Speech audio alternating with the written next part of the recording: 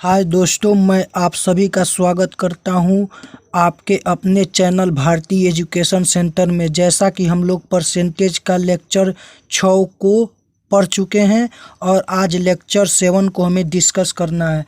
तो question number 38 क्या कह रहा है कि डीजल की कीमत में वृद्धि हुई, यह 60 रुपया से बढ़कर 75 रुपया प्रति लीटर हो गया। डीजल की खपत में कितना % की कमी करनी होगी ताकि बढ़ा हुआ खर्चा 10% रहे। ये बहुत ही अच्छा क्वेश्चन है, इसको आप ध्यान से समझिए।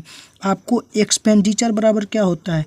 एक्सपेंडिचर बराबर होता है प्राइस इनटू कंजम्पशन। ठीक, अब क्या कर रहा है कि जो खर्चा है केवल 10% बढ़े, 10% बढ़े, यानी E1 अगर 10 रहे तो 10 से 1 बढ़ के क्या हो जाए, 11 हो जाए। ठीक, और क्या दिया है कि प्राइस किस रेशियो में बढ़ा है? 60 से 75, यानी 15 चौका 60, 15 75, 4:5 रेशियो में। तो जो प्राइस है ये 4:5 रेशियो में चेंज हुआ है। ठीक, तो कंजम्पशन किस रेशियो में पूछ रहा है कि डीजल की खपत में कितने % की कमी करनी होगी।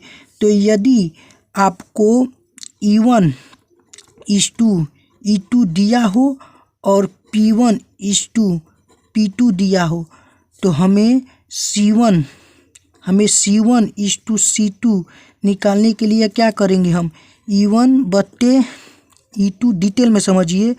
यहाँ भाग्य देंगे तो यहाँ से ऊपर से गुणा हो जाएगा, यानी P2 ऊपर चला जाएगा और P1 नीचे चला जाएगा। ठीक, तो आप देख लीजिए क्या हो जाएगा। यहाँ से C1:2 जब C2 निकालेंगे तो ये 10 से गुणा इधर हो जाएगा, 10×5 = 50 रेशियो 11 चौको 44। ठीक, ये हो गया हमारा C1:C2 का रेशियो। ठीक दोस्तों, कितने यूनिट की कमी हुई है? 25 पे से 22 हुआ, यानी 3 यूनिट की कमी हुई है 25 पे। तो 1/25 की वैल्यू होती है क्या? 4%। तो 3/25 की वैल्यू होगी 12%। यानी हमें डीजल की जो कंजम्पशन है, खपत है, उसमें 12% की कमी करें तो खर्चा मात्र 10% ही बढ़ेगा। तो आई होप इस क्वेश्चन को आप समझ गए होंगे। दोस्तों, इस क्वेश्चन में एक ट्रिक भी मैं बता दे रहा हूँ कि यदि E1:E2 दिया हो और P1:P2 दिया हो या C1:C2 दिया, इन दोनों में से कोई एक दिया हो और कोई एक का रेशियो पूछ रहा है तो डायरेक्ट हम तिर्या गुणा कर लेते हैं। तो C1 और C2 का रेशियो कैसे निकल जाता है? तिर्या गुणा करके निकल जाता है। ठीक, तो ये आपका शॉर्टकट होता है। नेक्स्ट क्वेश्चन को डिस्कस करते हैं। 39, चीनी की कीमत में 55.55% की वृद्धि होने से एक व्यक्ति क्या करता है कि खपत में 28.656% की कमी कर लेता है। फिर भी यदि खर्चा 200 रुपये बढ़ जाता है तो प्रारंभिक खर्चा ज्ञात कीजिए। आपको हमने क्या बताया है कि एक्सपेंडिचर बराबर क्या होता है? प्राइस गुना कंजम्पशन। ठीक, अब देखिए क्या कह रहा है आपसे। कह रहा है कि चीनी की कीमत में 55.55% की वृद्धि, तो इसको हम क्या लिख सकते हैं? 11.11% गुना 5। तो इसकी वैल्यू हमने बताया 1/9, यानी इसकी वैल्यू 5/9 होगी। यानी जो कीमत है वो पहले 9 था तो 9 से बढ़ के 14 हो गया, यानी 9 था तो अब क्या हो गया? 14 हो गया। ठीक, और कंजम्पशन में क्या हुआ? इतने % की कमी, 28.56 की जो परसेंटेज, जो फ्रैक्शन वैल्यू होती है, इसकी आप डायरेक्ट निकालेंगे तो क्या हो जाएगी? 2/7।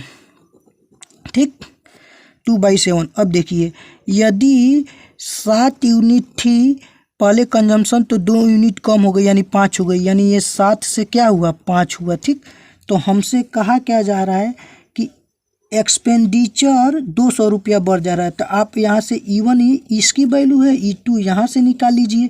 तो E1 आप निकालेंगे तो क्या होगा? 9 × 7, और E2 निकालेंगे आप E2 तो यहाँ से क्या हो जाएगा? 14 × 5।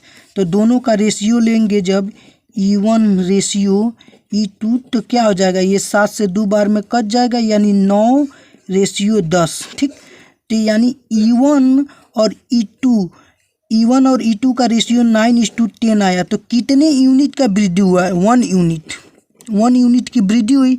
क्वेश्चन में इसी 1 यूनिट की वैल्यू क्या दिया है? 200 रुपये दिया है। 1 यूनिट की वैल्यू 200 रुपये दिया है।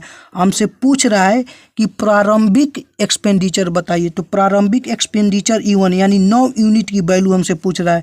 1 यूनिट की वैल्यू है आपकी 200 रुपया, तो 9 यूनिट की वैल्यू क्या हो जाएगी? 1800 रुपये, यानी प्रारंभिक खर्चा क्या हो जाएगा? 1800 रुपये हो जाएगा। यदि दोस्तों आपको टिपिकल परसेंटेज को फ्रैक्शन में चेंज करने में कोई भी दिक्कत आ रही हो तो इस चैनल को सब्सक्राइब कर लें, और इस पर मैंने परसेंटेज के 6 वीडियो ऑलरेडी अपलोड कर लिया है। उसमें हमने ये सारी चीज़ों को डिस्कस किया है, तो आप उसको देख लें, वहाँ से अपने कॉन्सेप्ट को क्लियर कर लें। नेक्स्ट क्वेश्चन को हम डिस्कस करते हैं। कह रहा है कि दाल के मूल्य में 32% की वृद्धि के कारण जब मूल्य में वृद्धि हुआ तो उपभोग में इस प्रकार कमी करता है ताकि उसका खर्च केवल 10% बढ़े। यदि मूल्य बढ़ने के पश्चात वह 150 केजी दाल का उपभोग करता है तो ज्ञात करो कि प्रारंभ में उसने कितने केजी दाल का उपभोग किया था। तो आपको हमने एक फार्मूला बताया है कि जो एक्सपेंडिचर होता है वो प्राइस गुना कंजम्पशन होता है। ठीक, इसने कहा है कि इसका खर्च कितना परसेंट बढ़े? केवल 10%। कब? जब दाल के मूल्य में वृद्धि हो जा रही है। ठीक, तो ये खर्चा 10% बढ़ा, यानी पहले 100 था तो 10 बढ़ के कितना हो गया? 110 यूनिट हो गया। और जो दाल का कीमत था वो 32% बढ़ा, यानी 100 पहले था तो बाद में कितना हो गया? 132। ठीक, तो हमें C1 और C2 का रेशियो निकालना है। तो हमने आपको C1 और C2 का रेशियो निकालने के लिए शॉर्टकट क्या बताया है कि त्रिया गुणा कर लीजिए, यानी C1 और C2 की वैल्यू क्या हो जाएगी? 100 गुना 132 रेशियो आपका 100 गुना 110। ठीक, अब देखिए यहाँ से आप सॉल्व कर लेंगे, 100 से 100 खत्म, 22 छक्के होता है 132, अब 22 पच्चे होता है 110। ठीक, तो C1 और C2 का रेशियो है 6:5, यानी 5 यूनिट की जो वैल्यू दिया है, 5 यूनिट की वैल्यू वो क्या दिया है? 150 केजी। तो हमसे पूछ रहा है प्रारंभ में वो कितना खर्च करता था, यानी 6 यूनिट की वैल्यू पूछ रहा है। तो 1 यूनिट की वैल्यू यहाँ से क्या हो जाएगी? 30, तो यानी 6 यूनिट की वैल्यू क्या हो जाएगी? 180 केजी, यानी वो प्रारंभ में 180 केजी दाल खर्च करता था। चलिए दोस्तों एक और सुंदर सी सवाल को हम डिस्कस करते हैं। कह रहा है कि केले की कीमत में 25% की गिरावट के कारण एक व्यक्ति 162 रुपये में पहले की तुलना में 2 दर्जन प्याजा केले खरीद लेता है। ठीक, तो केले का प्रति दर्जन वास्तविक मूल्य ज्ञात कीजिए। आपको ध्यान दीजिए ये जो 162 रुपये है ये कांस्टेंट है, यानी क्वेश्चन किस बेस पे है? एक्सपेंडिचर बराबर प्राइस गुना कंजम्पशन है। ठीक, तो कह रहा है कि पहले भी प्राइस कितना था, कंजम्पशन की एक्सपेंडिचर कितना था? 162 रुपया, बाद में भी खर्चा तो उतना ही है। ठीक, यदि कह रहा है कीमत में 25% की गिरावट हो गई है, 25% की गिरावट मतलब 100 रुपये का सामान वो कितने रुपये में खरीद ले रहा है? 75 रुपये में। ठीक, तो हमें यहाँ से कंजम्पशन की रेशियो निकालना है। कंजम्पशन, तो कंजम्पशन का रेशियो क्या हो जाएगा? त्रिया का गुणा हो जाएगा, इतना गुणे इतना, यानी वैल्यू क्या आ जाएगी? इससे तो इससे ये कैंसिल ही हो जाएगा, यानी 75 रेशियो 100। ये किसका अनुपात आएगा? C1 रेशियो C2 का। ठीक, तो 25 तिया 75 और 25 चौको 100। ठीक, तो ये C1 कंजम्पशन का रेशियो है। कंजम्पशन कितना बढ़ा है? 1 यूनिट। इसी 1 यूनिट की वैल्यू दे दिया है कि 2 दर्जन ज़्यादा केले खरीदता है, यानी 1 यूनिट की वैल्यू क्या है? 2 दर्जन। ठीक, दर्जन है, यानी प्रारंभ में उसने कितना दर्जन खरीदता था? 3 दूनी 6 दर्जन, 6 दर्जन केले खरीदता था। ठीक, मूल्य कितना था? 162 रुपये में। तो पूछा है कि प्रति दर्जन वास्तविक मूल्य, तो प्रति दर्जन वास्तविक मूल्य क्या हो जाएगा? 162 बत्ते 6, यानी 6 दूनी 12, ठीक, 4, 6 सत्ते 42, यानी 27 रुपया प्रति दर्जन यानी 27 रुपया प्रति दर्जन क्या होगा, उसका वास्तविक मूल्य होगा। दोस्तों, यदि आपको मेरे पढ़ाने का तरीका और मेरा कंटेंट आपको यूजफुल लगता है तो प्लीज़ आप मेरे चैनल को सब्सक्राइब जरूर करें मुझे सपोर्ट करने के लिए। आज का क्वेश्चन नंबर लास्ट 42 को हम डिस्कस करते हैं। जब किसी वस्तु की कीमत 25% की कमी हुई तो उसकी बिक्री में x% की वृद्धि हुई। जाहिर सी बात है, जब कीमत में कमी होगी तो बिक्री में वृद्धि होगी। यदि राजस्व प्राप्ति में 20% की वृद्धि हुई तो यक्स की मान ज्ञात कीजिए। हमने आपको बताया है जो राजस्व यानी पैसा, राजस्व की जो वैल्यू होगी वो क्या होगी, प्राइस इनटू बिक्री। आप समझिए, मेरे कॉन्सेप्ट को बस समझिए, ठीक। तो राजस्व में कितने परसेंट की वृद्धि हुई है, 120% की, यानी पहले 100 रुपया आदमी की कमाई होती थी तो अब 120 रुपये होती है, ठीक। और कह रहा है कि उसकी कीमत जो है, कीमत प्राइस में 25% की कमी हुई है, यानी पहले कीमत 100 रुपये थी तो 25% कम होकर 75 हो गई, ठीक। तो हमें यक्स की वैल्यू ज्ञात करना है, यानी यक्स% की वृद्धि हुई बिक्री में, तो यक्स की वैल्यू यानी हमें इसकी रेशियो निकालना है बिक्री का, ठीक।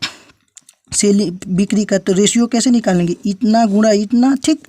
तो आप क्या करेंगे, 75 गुना 100 रेशियो 120 गुना 100, ठीक। ये आंसर हो, ये रेशियो होगा बिक्री का पहले और दूसरे का, ठीक। तो यहाँ से 100 से 100 कटा, यहाँ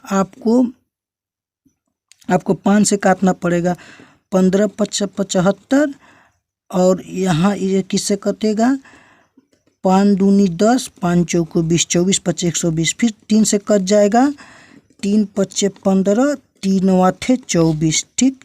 यानी यक्स यानी बिक्री में कितनी यूनिट की वृद्धि हुई है, ठीक।